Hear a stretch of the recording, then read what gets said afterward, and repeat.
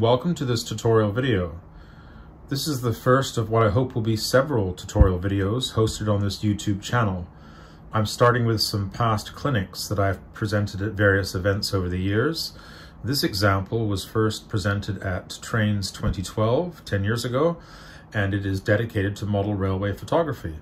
If you would like to know how to take better photographs of your models or your layout, this tutorial is for you. Let's begin with a little theory so that we can better understand how our camera works and what all those settings and numbers really mean. Our cameras, whether they be older film cameras, modern DSLRs, or even the cameras on our latest phones, are essentially a light-proof box. There is a lens at one end and a light-sensitive medium, such as film or digital sensor, at the other end. Light enters the lens through the aperture, and after a certain amount of time, which we refer to as the shutter speed, an image will be recorded on the film or digital media. Photographers choose an aperture and shutter speed which, when correct, will record a correct exposure. The choice of aperture and shutter speed is influenced by the film or sensor's ISO, which is the speed or sensitivity to light. We refer to the recorded image as the exposure. A correct exposure is a simple combination of three important elements: aperture, shutter speed, and ISO. This diagram illustrates the relationship between these three, and they all affect each other. We measure aperture in f-stops, shutter speed in seconds, or fractions thereof, and ISO as a simple number value. Looking at the first of our available camera settings, in program mode, the camera automatically sets the aperture and shutter speed to suit the subject's brightness in the available light. In program mode, the ISO can be changed as desired. Now let's take a closer look at each of these three elements in turn. Aperture refers to the diameter of the lens opening. Its primary function is to control the amount of light reaching the film or digital media during an exposure. A larger aperture will let in more light. A smaller aperture will let in less light. Aperture is measured in f-stops. Note that the smaller the f-stop number, the larger the lens opening, and the larger the f-stop number, the smaller the opening. We also need to know that this is an exponential scale, which means that each time you change up or down one full stop, the volume of light entering the lens is doubled or halved. For example, if we change from f2.8 to f4, we have reduced the aperture by half. One important aspect to remember for model railway photography is that a larger aperture has a shorter depth of field. With most model railway photography, we want a smaller aperture for a greater depth of field. We also need to know that a larger aperture yields a faster shutter speed, but a smaller aperture requires a slower shutter speed. Therefore, if we are choosing a smaller aperture for greater depth of field, we need to know that this will result in a longer shutter speed. In reviewing our camera settings, we come to aperture priority, in which we select the aperture and the camera selects the shutter speed to obtain the correct exposure. Now let's look at shutter speed. This controls the amount of time that the volume of light coming through the lens stays on the film or digital sensor. Shutter speed is measured in seconds or fractions thereof. This scale is also exponential. Each time you move up or down one full stop, the amount of time is halved or doubled. A faster shutter speed requires a larger aperture. We have less time, therefore we need a larger opening. A slower shutter speed allows a smaller aperture. A faster shutter speed is typically chosen to freeze motion, such as movement, sports, or water. Returning to our camera settings, we therefore come to shutter priority. With this setting, you select the shutter speed and the camera sets the aperture to obtain the correct exposure. Another useful setting is bulb exposure, where the shutter stays open while you hold down the shutter button, and it closes when you release it. This allows exposures that are longer than 30 seconds. This setting is useful for night shots, such as fireworks or astronomy, and it can be used to simulate night shots of our model trains. We now come to the third element in photography, which is ISO. This refers to the film or digital sensor's sensitivity to incoming light. The speeds are indicated in stops. Again, the scale is exponential. Each time you go up or down one full stop, the film or digital sensor's sensitivity to light is doubled or halved. A lower ISO setting requires a larger aperture and/or a longer shutter speed. A higher ISO setting permits a faster shutter speed. This is often used to avoid the use of a tripod. Higher ISO settings are typically used indoors where available light is less. It is important to know that a higher ISO setting increases digital noise. These are pixels that are not related to the actual image we are photographing. A lower ISO setting is typically desired by publishers for print photography, such as books and magazines, to minimize digital noise. The ISO can be adjusted independently in all shooting modes. Let's now look at manual shooting mode.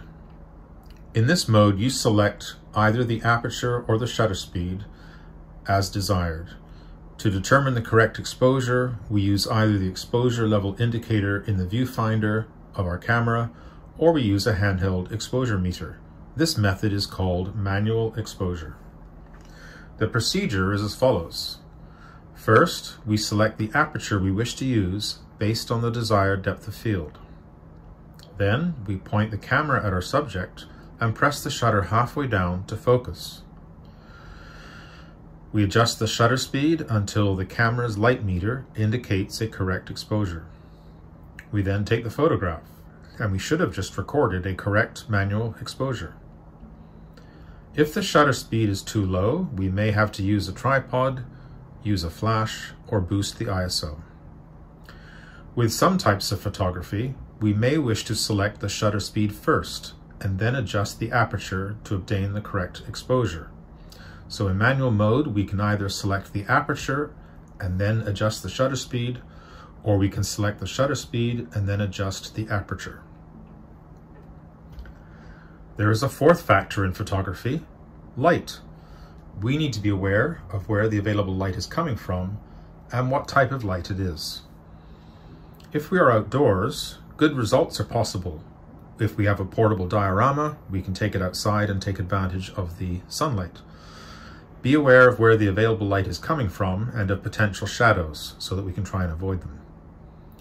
If we are indoors, we should be aware of the type of artificial light we are under, such as fluorescent or tungsten. DSLRs often have different white balance settings to compensate for different types of artificial light. With most model railway photography, we are going to want to provide supplemental lighting on our subject, such as a flood lamp on a stand, or perhaps a handheld flashlight. The use of flash is not recommended for model railway photography, as it is usually too harsh, and we are usually shooting with longer shutter speeds. Let's talk briefly about different types of cameras and accessories. Compact digital cameras are the small portable cameras which were designed to be small, easy to use, and could perhaps fit in a pocket or a handbag. Compared with a larger DSLR, they sacrifice picture quality and advanced features for portability and simplicity. The lens is usually fixed, they have a low power flash with limited range, and the image sensor is usually about 3% of full frame. While not as popular as they once were, and despite these shortcomings, they remain useful in certain applications. In model railway photography, they can be handy for walking around during a train show, during a layout tour, or during an operating session, where a heavier camera on a tripod is not really practical. They are also easier to place directly on a layout when needed, rather than the larger DSLRs. Digital SLR cameras comprise a body and interchangeable lenses. The most common lens types include prime, zoom, macro, telephoto, and wide angle. Sensor sizes range from 26% of full frame to 40% for the APS-C cameras to 100% full frame. SLRs offer a higher picture quality, more advanced features, and better flash. SLRs also offer a live view option, which is useful for model railway photography, particularly if we are doing focus stacking. An SLR with zoom or macro lens is typically what we use for model train photography. When buying an SLR camera, you are essentially buying into a system of interchangeable bodies, lenses, and accessories. This can be expanded or upgraded over time. Some accessories to consider would be the following. What I would consider to be essential would be spare batteries, charger, and spare storage cards. Also recommended, UV filters to go on the front of your lenses and protect them, and a camera bag for storing and transporting your equipment. Also useful, a tripod or a monopod, external flash, and a remote switch. For model railway photography, the tripod is really essential, as we will almost always be using lower shutter speeds and need to keep the camera still. The remote switch is also highly recommended to help avoid camera shake. At this point, I should probably say a few words about mobile phones. When this clinic was presented 10 years ago, the cameras on our phones were clearly inferior to the contemporary digital cameras of the day. In 2022, this is no longer the case. Today's mobile phones have cameras with 2 or 3 lenses, and their image quality compares very favorably with that of digital cameras. Mobile phones offer several conveniences for model railway photography. They are well suited for walk-around photography during a train show, layout tour, or operating session. They can easily be placed on a layout, and with the camera lens usually located in the corner of the phone, some very low-angle photography is possible with a phone. Photographs can quickly be sent to a computer or posted online where needed. For print photography, an SLR camera remains preferable due to the higher file size. In 2022, I am often using my phone in lieu of my SLR camera for the following: project photography, which is shared online via email, forums, and website; layout progress and operating sessions, also shared online; and introductory footage for my YouTube videos, including the intro to this tutorial. I still use my SLR camera for macro work, for focal composites, and for print photography, which is intended for publication. This photograph shows a typical compact digital camera. As mentioned, these are handy for walk-around photography and for placing directly on a layout. This photograph illustrates some of the basic components of a typical SLR system. In the top row, we see the camera body and 3 different types of lenses. In the lower row, we see spare storage cards, spare batteries, a charger, a remote switch, and an external flash. This photograph shows the support equipment which I use for model railway photography. Your tripod should be sturdy and steady, and the ball head should be sufficient to support the weight of your camera and lens.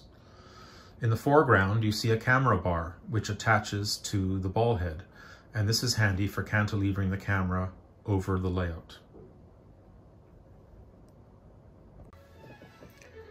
Here we see a late model mobile phone which is mounted on a tripod using a purpose-built adapter to hold it steady. Let's now look at some basic procedures which I use, beginning with preparing the camera. Prior to a shoot, you will want to ensure that your batteries are charged and your cards have sufficient space for new images. It is also not a bad idea to check that the sensor and the lenses are clean. Before shooting, it is advisable to perform a quick check of the camera and lens settings. So we want to make sure that the camera is on, that the batteries are charged, that the cards are being read by the camera and have sufficient space for new images, Lenses will have an auto focus or manual focus switch. We should probably be on manual focus for model railway photography. And some lenses have image stabilization or vibration reduction. This should be turned off if the camera is on a tripod. The lens cap needs to be off and the lens clean. We then select our shooting mode, which can be program, aperture priority, shutter priority, or manual. We then want to check our ISO setting, our drive setting, and our exposure meter. And finally, we want to look at the file type and size on the camera. Next is composition of the exposure, where you decide what to include or not to include in your image. This is one of the principal artistic choices in photography and is almost entirely subjective. Ultimately, this is what distinguishes your photography from others. For model train photography, live view is very useful. So we decide whether we want to shoot horizontal, which is landscape format, or vertical, which is portrait format. Most magazine covers require vertical orientation, so if you're shooting for a cover, you'll need to go vertical. We want to decide what to include and what not to include in our composition. In doing so, we might want to look for leading lines, or remember the rule of thirds. Be sure to check the background for any potential issues, such as unwanted clutter. Be aware of where the light is coming from and what type of light it is. Check for unwanted shadows. Is your subject sufficiently well lit? When focusing, decide where to focus and what to focus on. Manual focusing is recommended for most model railway photography. We can use live view for visual reference when focusing. This is very helpful if we are using focus stacking. When recording the exposure, our interaction with the camera is an important factor in achieving high-quality exposures. The goal is to minimize camera movement and obtain the sharpest images possible. For most model railway photography, always use a tripod to take the weight of the camera and the lens. Ensure that all adjustment points on the tripod and ball head are tightened down to minimize camera movement. Ensure that the camera is level unless you are intentionally angling the camera up or down. If you are placing the camera on a layout, make sure that it is level and not likely to move. You can use wedges or a beanbag to level and stabilize the camera. Use a remote switch to activate the shutter without moving the camera. If you do not have a remote switch, consider using the onboard self-timer. This allows for hands-free shooting, which eliminates potential camera shake. If you are unsure about your exposure settings, consider using exposure compensation to bracket the exposure. This was a technique that was often used with film cameras, where we shoot at -third, at 0, and then +3rd exposure. Magazines usually favor lighter exposures, so consider bracketing up to 1 full stop if you are shooting for print photography. Digital photography has greatly increased opportunities for editing images afterwards. A wide range of powerful software programs now exist, such as Adobe Photoshop, Lightroom, and so on. When shooting for potential publication, it is important to consider the most common reasons for rejection of photographs. The focus is too soft, i.e. out of focus. The principal subject is too light or too dark. The subject is dominated by shadows. There's unwanted background clutter. There's lack of interest, i.e. no clear subject. Or there might be excessive digital noise. The ISO is too high. Also consider the file size and type. If we are shooting for simple email transfer, social media, or web hosting, a smaller file size is sufficient, and we can use the JPEG format. Maximum file size is desired for print media such as books and magazines, and here it's best to use the TIFF format, which is uncompressed. We use cropping for artistic reasons to adjust the composition. to make the principal subject appear larger in the image, or perhaps to remove unwanted clutter around borders of the image. Be sure to avoid image distortion when cropping and/or resizing. You want to drag from the corners if you are cropping so as not to distort the image. While this tutorial is dedicated to still photography, I should probably say a few words about videography, as modelers are now frequently shooting videos on their layouts. We can find many excellent videos online featuring layouts or sharing tutorials on various topics, such as this one. Many SLR cameras now have video capability. When engaged, the camera activates settings which are appropriate for recording video. Most mobile phones today also have video capability. Video footage can be shot handheld or on a tripod. If handheld, a steady hand is essential. This may take some practice, especially with phones which have to be held at their corners. Try to avoid sudden or jerky movements. If you are zooming in or out during the video, slow and steady is better than fast and jerky. Strong supplemental lighting is essential for the best video work. Consider borrowing or purchasing 1 or 2 flood lamps on stands if you are going to be recording a lot of video. If audio input for the video is required, such as somebody speaking or narrating, an external mic is best. Let's now look at several different categories of model train photography, beginning with what I refer to as model photography, or pictures of individual models. There are several reasons for wanting to photograph individual models: to document construction during a project build, to illustrate online, such as a forum, social media, or website, to support a model construction article for a magazine, to undertake product photography for print or publicity purposes. Photographs of individual models need to be well lit with little or no background distraction. Ensure that the subject clearly stands out. If documenting a model during construction, pause to take photographs after each step. Try to envision what type of photographs will be needed to show your work and your methods, and what photographs might be useful for those following along and perhaps wishing to attempt a similar build. Photos of components, materials, and tools are also useful. In addition to in-progress photographs, plan to take a strong lead photograph for the beginning of an article. Ideally, this should illustrate the finished model. Photographs of individual finished models are best recorded on a section of a diorama or layout with a minimal background, or in a light tent with a neutral background. This is an example of a photograph taken during a project build. The subject is an N-scale trailer flat car. Note that the parts have been arranged to best illustrate their construction. They are well lit, and they are positioned on a modeling mat for a neutral background. And here is how that photograph was taken. The camera is set up on a tripod above the model with a remote switch and a supplementary light source above. The light is positioned so as not to cast the camera's shadow across the subject. Here, I'm illustrating a particular construction method, in this case the sanding of cast resin parts for an N-scale locomotive build.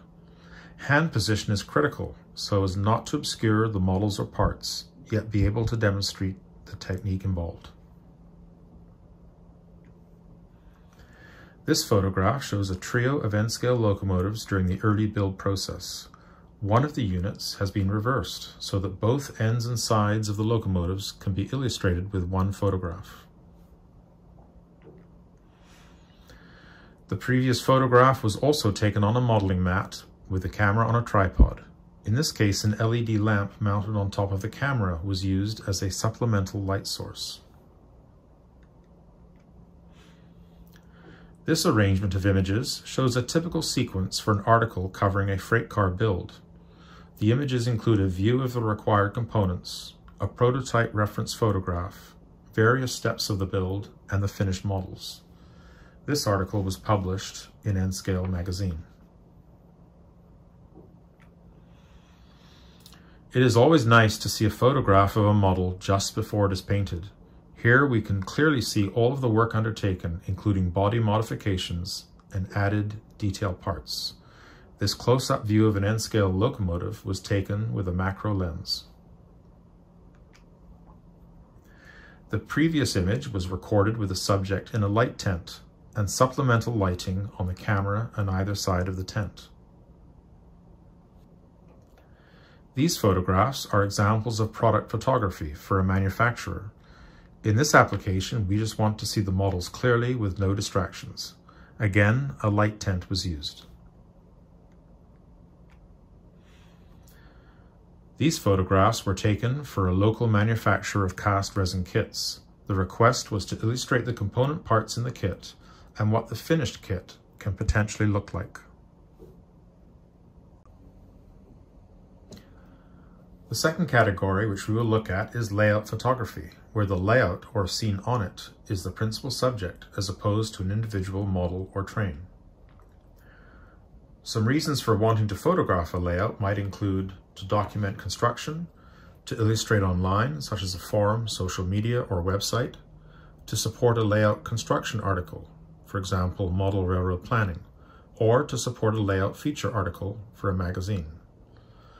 Photographs which are intended to show sections of benchwork and aisles will require a wide-angle lens. Watch for potential distortion when shooting at extreme wide angles. Check for unwanted clutter below or above the layout, such as tools, supplies, or magazines, and effect a cleanup if necessary. You will also require lots of room for the legs of the tripod as you move around the layout. Check to see whether you want the room lights on or off. Watch for glare from layout lighting. If your lens has a UV filter, removing it temporarily may help with glare. If you are shooting for an article on layout construction, consider focusing on some design features which are a highlight of the layout or might be unique to it.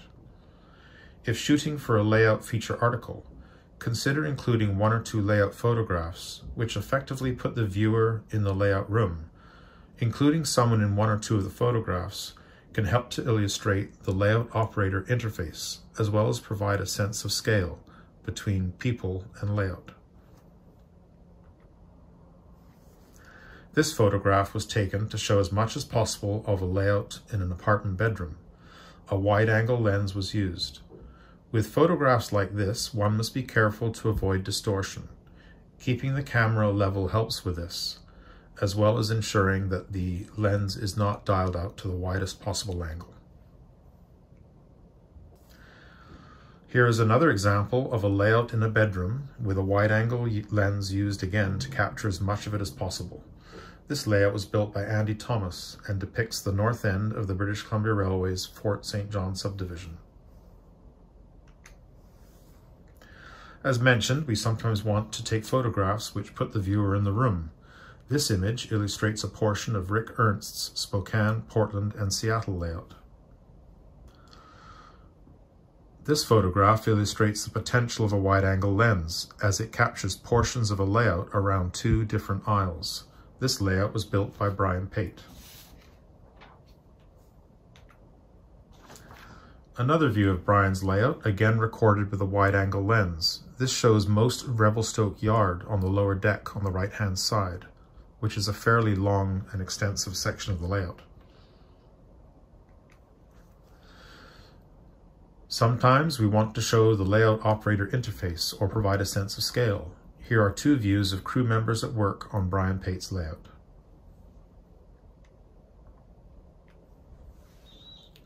This image shows Mark Dance's Columbia and Western layout, which is housed in a garage. Here, the challenge was to try and illustrate the mushroom design and the center room. This photograph was taken to illustrate a specific layout design feature, in this case the swing bridge connecting the center room to the rest of the layout. We now come to photography of specific scenes on a layout or diorama. Photographs of specific scenes on a layout are usually taken in support of a layout article, or perhaps to share online. The process begins with deciding what to include or what to exclude in the scene. It should not be too busy. You should have a primary subject. On a layout, you will often encounter the decision on whether to include a portion of the fascia or to try and exclude it. Also keep an eye on the backdrop and how it will appear in the photograph. A temporary backdrop can be used if needed. Experiment with the height of the camera in relation to the subject for the best viewing angle. The angle chosen is a matter of personal taste. A lot of model train photography is taken looking down on the subject, which can reinforce the fact that it is a model. A lower viewing angle can yield a greater sense of realism, as the resulting exposure can potentially resemble a prototype photograph. So be sure to experiment with your viewing angle.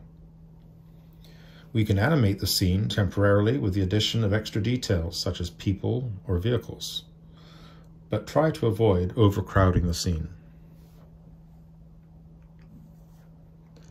This photograph shows a freight train outside the depot at Chetwynd on my layout. Everything you see here is temporary, as this portion of the layout had yet to receive any track or scenery. The ground is a Woodland Scenics gravel mat. The track is just sitting on top. The depot is a cardboard mock-up, and the backdrop is just painted blue. The scene has been animated with people and vehicles.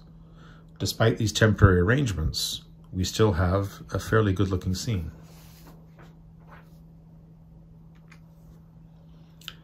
This scene at Rosebery on Mark Dance's layout was required for a magazine article, but the backdrop had yet to be installed or painted.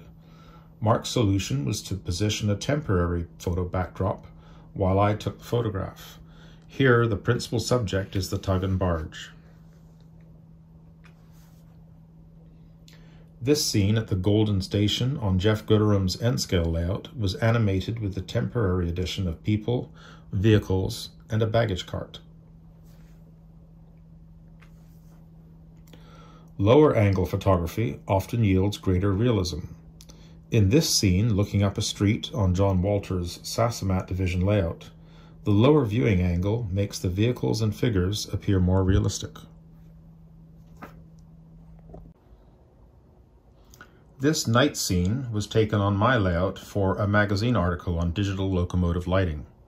The layout lights were turned off, and the only lights in the room are those on the locomotives. Note the shutter speed, which was 152 seconds. This was achieved using the bulb exposure setting. This night shot was also taken on my layout just prior to an operating session, and it shows locomotives on the shop tracks at night. It was taken with an older iPhone 6. Note the settings. To achieve a decent exposure in very low light, the phone's camera has had to use a large aperture and a high ISO, resulting in less depth of field and potentially more digital noise. The final category we will look at is train photography.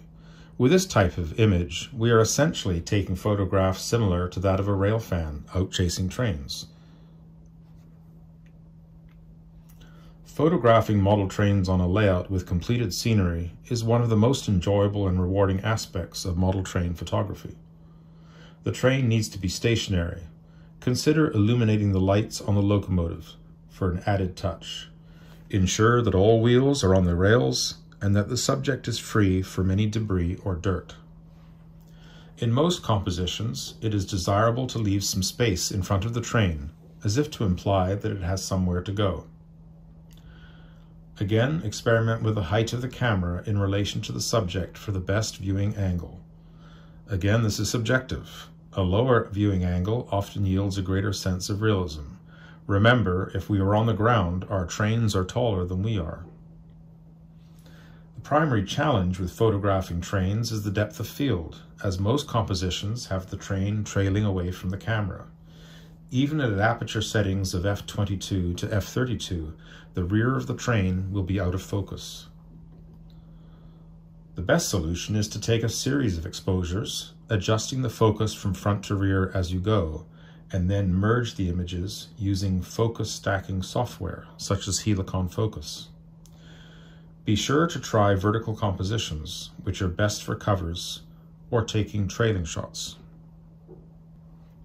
Most of the images you will see in this section of the presentation were taken with focus stacking, so we should probably discuss this method now. The technique involves combining exposures of the same scene recorded at different focal lengths to achieve a far greater depth of field than is possible with a single image. Programs such as Helicon Focus analyze each exposure in the sequence to determine which pixels are in focus and then combine them into a finished image. Shooting exposures for a focal composite requires a camera and lens with a manually adjustable focus.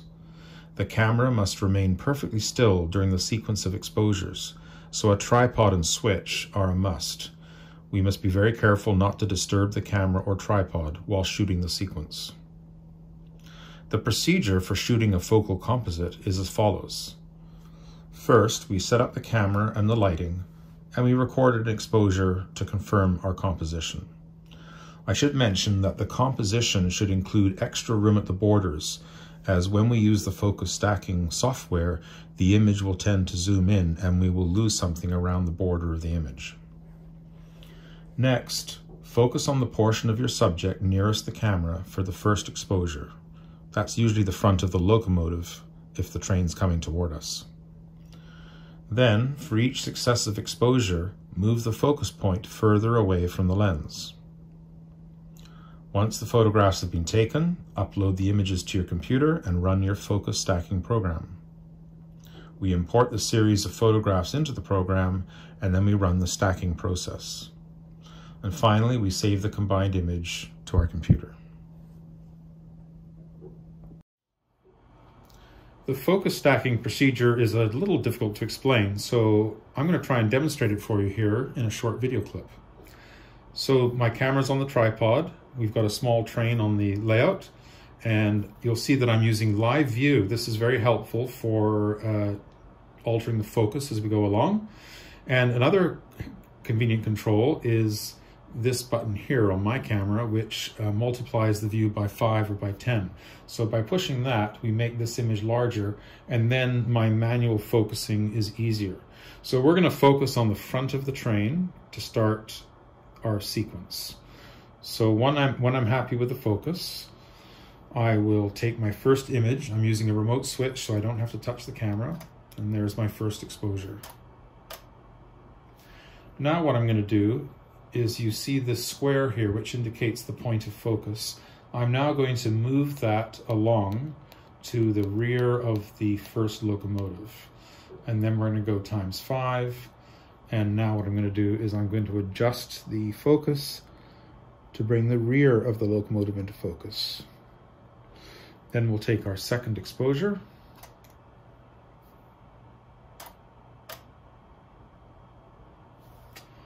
For the third one, I'm going to move the focal point to the second locomotive, which is in the trailing position. So for the third one, I'm going to get the rear end of the locomotive, which is closest to us, in focus. After doing a focal adjustment, I always wait a few seconds to let the camera steady itself, and then I take the exposure. So there's the third one.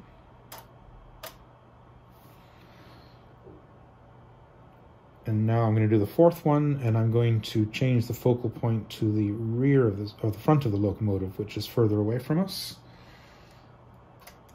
And there's our fourth image. For my fifth one, I'm going to move the focal point to the first freight car. So we're going to get all of that nice lumber on that flat car into focus, and then we're going to take our fifth image.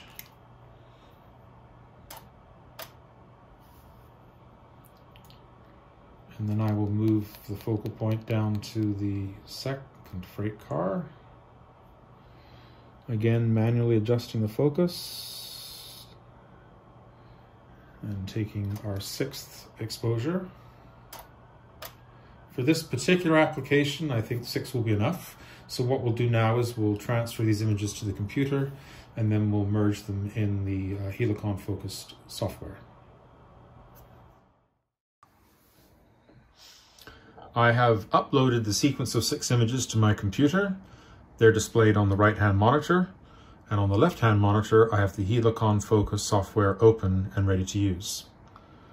At this point, the process for creating our focal composite is quite simple. I will click on the sequence of images and drag them over to the right-hand pane of the Helicon software and drop them in. The software will display the first image, and the others are all listed here. At this point, we just need to hit render, and we will watch as the software creates our focal composite from the 6 images. And with only 6, it doesn't take very long. The software has the ability for some post-editing work. That's really beyond the scope of this tutorial. We will save our image with a file name, and then we can crop it and do whatever else we want to do with it in Photoshop. This photograph illustrates a trailing shot on Colin Dover's HO scale Vancouver waterfront layout. Note that the image is in focus from the nearest freight car all the way back to the front of the locomotive. The backdrop was left a little softer in focus intentionally to focus on the primary subject. This image was assembled from a sequence of photographs using Helicon Focus. This slide shows the sequence of 5 photographs used to create the previous image. The photo with my finger is simply a placeholder to indicate the start of a sequence.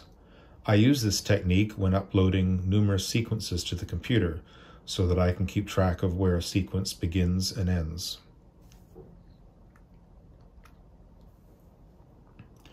This horizontal format photograph shows a freight train crossing the Capilano River on Andy Barber's HO scale Squamish subdivision layout. A low viewing angle was chosen to try and duplicate the prototype view of the bridge from the footpath in Ambleside Park. Another horizontal format photograph, this time on Jeff Gooderham's N-scale CP layout. Here, the goal was to try and evoke the style of photograph often taken in this region by CP's corporate photographer, Nicholas Morant.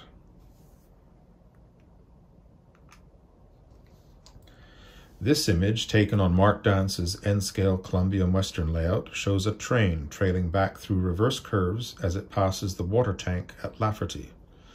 Mark wanted to try and recreate a painting on the cover of the book, The Crow and the Kettle. There was only one problem. To achieve the desired viewing angle, the camera would have to be placed on the layout between the tracks and the backdrop. And as this was to be a focal composite, I needed to secure the camera and access the controls during the sequence. Our solution was to position a mirror on the layout ahead of the train and shoot into it from the aisle. This kept the camera on the tripod and accessible for the focal adjustments. The sequence was merged and then reversed to achieve the desired image. Sometimes you just can't get the camera to where it needs to be on the tripod, yet it needs to be kept still and accessible for the focal adjustments. In this instance, the camera has been positioned on a camera platform clamped to the upper deck fascia. The camera platform was assembled by Mark from foam core board. I use a camera bar for most of my photography, which allows me to move the ball head in relation to the tripod. The camera bar allows the camera to be cantilevered over the layout, thus potentially solving the problem we just spoke of. For this setup, the camera had to be positioned at the extreme end of the camera bar, so a counterweight of sand in a Ziploc bag was draped over the opposite end to stabilize the setup. This image was taken on a small N-scale diorama only 29 inches long. A lower viewing angle and a macro lens were selected for added realism. A handy feature of small dioramas is that they can be moved outdoors to take advantage of natural light. And here is the setup for the previous image. The diorama was taken out onto the apartment balcony in the late afternoon when the sunlight is less harsh. The whiteboard reflects light down onto the scene. The small diorama is easily positionable to get the best angle in relation to the available light.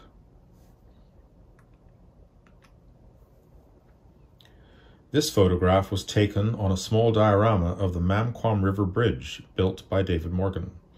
The diorama was taken up to Squamish to take advantage of outdoor light and also to capture the actual backdrop behind the prototype bridge. Note that a vertical orientation was used to capture as much of the background mountain as possible. Here is the setup for that image. The camera is set up on the tripod on its side for vertical orientation. The diorama is positioned on a gate, which provided a handy platform for us. The background mountain can be seen in the distance, and the prototype bridge depicted on the diorama can be seen a short distance to the left. I typically don't take many images looking down on model trains, but that was exactly what was requested for this exposure. The vertical orientation captures the train trailing back along the track and conveys the scale of scenery to the train. Note that some of the scenery in the background is actually located across the aisle. This is another vertical format composition using a low viewing angle for greater realism. This image was recorded on John Walter's N-scale Sassamat division and shows a CN freight negotiating the Fraser River Canyon. Vertical photographs like this can appear entirely on a page, as was the case with this photograph in N-scale magazine. Photography for magazine covers usually needs to be in vertical format. Some magazines employ a full bleed, such as seen here, where the image extends to the edges of the page. Note that the magazine staff employed a slightly tighter cropping for the cover. When shooting cover shots, there needs to be space for the overlay of banners, logos, and text. This cover shot for Canadian Railway Modeler was taken on Mark Dance's layout in support of an article that he wrote. Some magazines employ a nearly square format for their covers, such as N-scale magazines seen here. A square format must be cropped from a vertical image, so extra space must be left top and bottom. In this view taken on Mark's layout, I wanted to capture the leading line of the reverse curves and the train trailing back through them. I would like to thank the following layout owners on whose layouts I took these images, also the following manufacturers for sharing their product photography which I undertook for them, and also to the following publications for permission to share their cover art. I hope that you have enjoyed this tutorial on model railway photography and that it might assist you in taking better photographs of your own. If you have, I invite you to like and subscribe to this channel. I hope to upload additional tutorials on model railway topics in the near future. Thank you for watching, and see you again soon.